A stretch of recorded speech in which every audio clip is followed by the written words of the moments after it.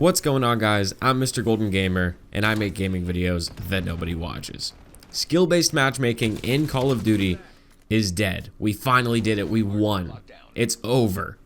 Because Treyarch announced that at launch, open matchmaking with minimal skill consideration will be the default matchmaking for Black Ops 7 multiplayer. Whenever I saw this just yesterday, I couldn't believe what I was seeing because it's been so long. It's been since Modern Warfare 2019 that we've been dealing with this stricter skill-based matchmaking system that we've had, and it's been very noticeable on the gameplay side. You'll play a couple good games, and then you get thrown into these god lobbies, and you struggle to even fight for a 1 KD, and then you do that a couple games, and then it's just this weird back and forth thing, and it didn't feel organic like the old matchmaking did back in the day. And I think that they're doing this for a couple reasons. One, the obvious thing, Battlefield 6, competition this year in the FPS space. It's been a long time since Call of Duty has had a legitimate competitor for them to make some changes that the community wants. And I think the other reason is I just don't think that skill-based matchmaking in Black Ops 7 in the game that they're building here with the, advanced movement and wall jumps and stuff, I don't think that gameplay lends itself very well to the skill-based matchmaking. And the only reason I say that is whenever the beta first came out, I think I hopped in on October 2nd and I played just a couple games. And immediately I'm like, holy shit, like, did I forget how to play Call of Duty? This is insane. It was very difficult for me to kill anybody because I was just absolutely getting melted. And I think that is because it was taking in my skill from past Call of Duty games and using that in my skill rating whenever I had never played the game before. And it was a struggle, man. So I had a lot of things to do this past week because I got married on October 4th. So obviously there were a lot of things I needed to do there. So I didn't really get to play the game a whole bunch. But as I was, just waiting to get some time to play the game, they added these open matchmaking playlists, which was basically the classic matchmaking system that will consider skill just a little bit, right? But not that crazy skill-based matchmaking algorithm where it's like engagement-based matchmaking, right? Like where they're really looking at all of your data and your skill rating and really trying to pair you against people of your same skill level. Whereas the classic system, yes, it cared a little bit about your skill. It's not going to put you against somebody who doesn't know how to use a controller or anything like that, but it will give you more variety in the types of players you're playing against. Well, since I was playing the Black Ops 7 beta with these open matchmaking playlists, I had a blast. I had a wonderful time. It was some of the most fun I've had in modern Call of Duty, maybe since Black Ops 4? Like, I don't think that's even that crazy to say. Like, it felt very good because there's a variety in gameplay now. I'm not only playing against the movement king sweats that are just trying their heart out all the time like they're trying out for the CDL, right?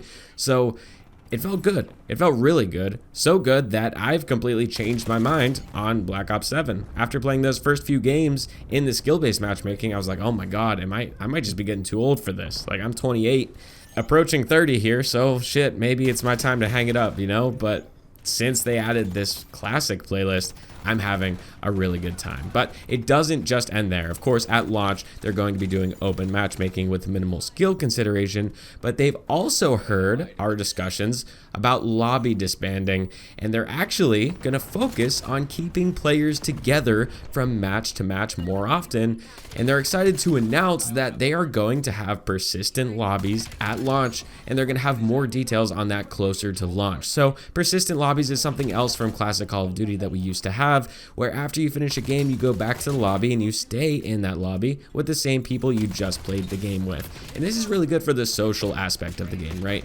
You have a really good game and you're talking shit, you go back to the lobby and you continue talking that shit, right? And then you build these rivalries or sometimes even friendships. There are people that you play with, throughout the whole night. You're like, hey, I'm going to send you a friend request, we'll game together tomorrow. And there's that sense of community there a little bit. And there's also the thing of like, this lobby really isn't working out for me. These guys are really good. I'm going to back out. I'm going to find a new one. So that was something else that we had the option to do as well. Or the other way around, you could say, man, I got myself in a noob lobby. I'm going to stay in here because I am destroying these kids. So it's just something else that used to be in Call of Duty that have just gone missing since Modern Warfare 2019. And another update, they said, this is crazy, but they're saying another priority is to have fair and competitive balance across all input devices at launch. So they're going to be sharing more about potential adjustments to rotational aim assist and aim assist strength on controller ahead of launch. For me, on PC, I love this because to me, it's very hard on keyboard and mouse to track people with the movement that Black Ops 7 has. And I get it that there's always going to be a debate whether, whether aim assist is too powerful or keyboard and mouse is too powerful. I think they have their pros and cons, they have their strengths and weaknesses, right? But I think we all can admit that aim assist on controller over the past 5 years or so, I guess in the Warzone era of Call of Duty, have been very strong, way stronger than it ever used to be.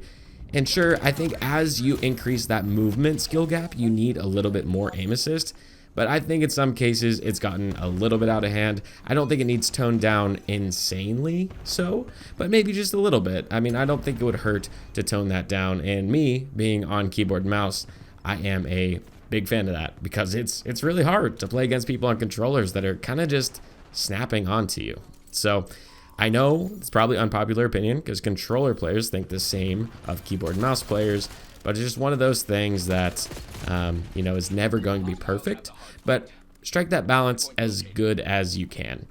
There's a couple of other things that they touched on in a little dev talk that they posted, and the one that I thought was the most interesting was talking about dexterity, because dexterity in its current state in Black Ops 7, or at least in the beta, it's a crutch perk. You need to have dexterity to basically be competitive in the movement meta, because in order to aim down sight while you're sliding, or even doing that wall jump that they've added, you need dexterity to aim down sight and actually, use those to the best of their ability.